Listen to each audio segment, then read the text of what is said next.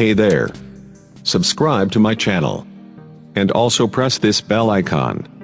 So you never miss any new updates, cause whenever we upload new video you will get a notification.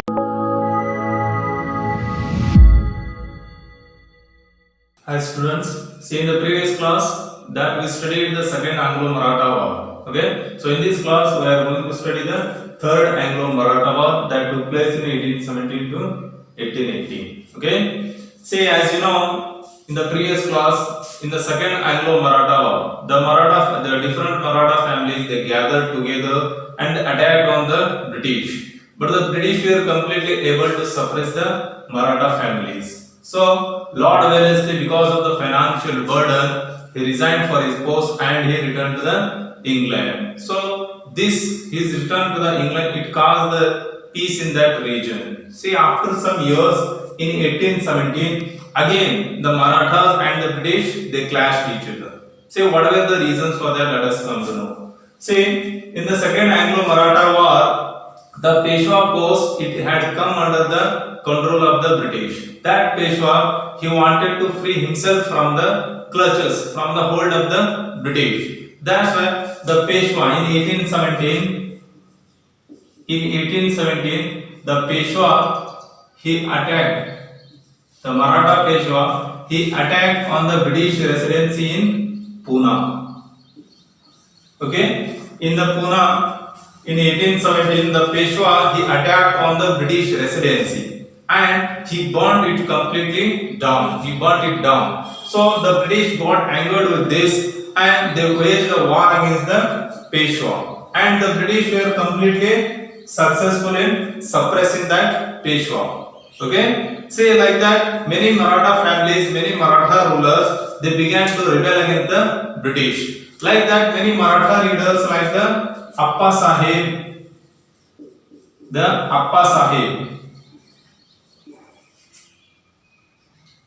Sahib, including many Maratha leaders, they again rebelled against the British. Many Maratha families rebelled against the British. But the British were completely able to suppress these Maratha rulers. And the moment Appa Sahib attacked on the British, again the Malhar Rao, another family of Marathas, Malhar Rao, he was from the Holkar family. See, this Appa Sahib and Malhar Rao, both of them, they were the leaders of the Marathas. They attacked on the British. But British, here also the British were able to suppress them. They defeated the combined force of the Appa Sahib and the Malhar Rao. And furthermore, the Peshwa second Baji Rao, the Peshwa second Baji Rao, he rebelled against the British. And this Baji Rao attacked or he waged a war against the British at Koregaon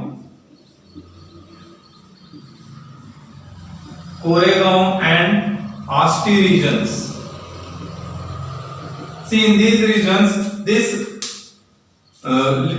Peshwa, second Baji Rao, he attacked on the British at Koregaon and Asti.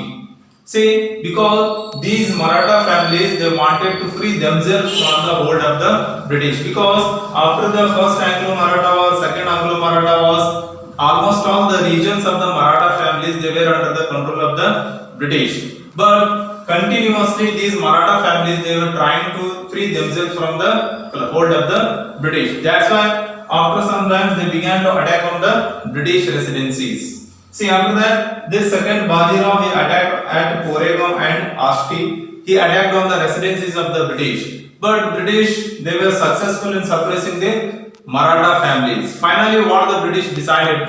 See, the British decided to remove the Peshwa post. Okay? These British, they wanted to remove this Peshwa post. And finally, the British decided to remove this Peshwa post and they abolished this Peshwa post and they decided to pay the pension to the second Baji Rao.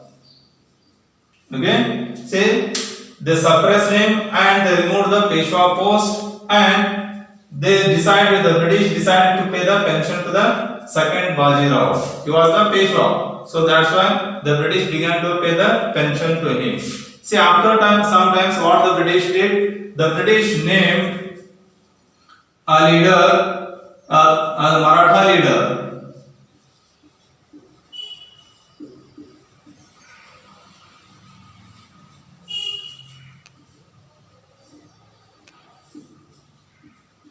The British named a Maratha leader as the traditional ruler of the Maratha and they removed the Peshwa post.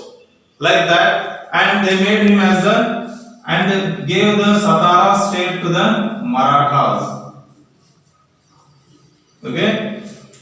The British gave this Satara state to the Maratha and there they named a member from the Maratha family as the traditional leader of the Marathas. Like this, the British they were completely able to suppress the Maratha. Totally 3 wars were waged between the British and the Marathas. The first Anglo-Maratha war, second one and the third one. See gradually how the British they occupied the regions of the Maratha. They gradually they gained control over the Maratha residencies and they made them as their slaves. See, let us briefly see the third Anglo-Maratha war once again. See, it took place from the 1817 to 1818. See, in 1817, the Peshwa he attacked on the Pune residency and he burnt it down.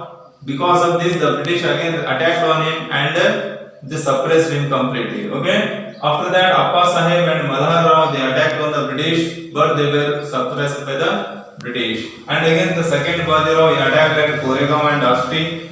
There also he was unable to defeat the British. So the British abolished or banned the Peshwa post and they decided to pay the pension to the second Bajirao. Okay, and the British gave Satara state as a traditional state to the Maratha, and there from among the Maratha family, the British named a person as the traditional leader of the Marathas and they gave the Satara state to the Marathas. In this way, the British were able to completely take these Maratha regions under their control. This is about the third Anglo-Maratha war. In the next class, we are going to study the Anglo-Sikh wars.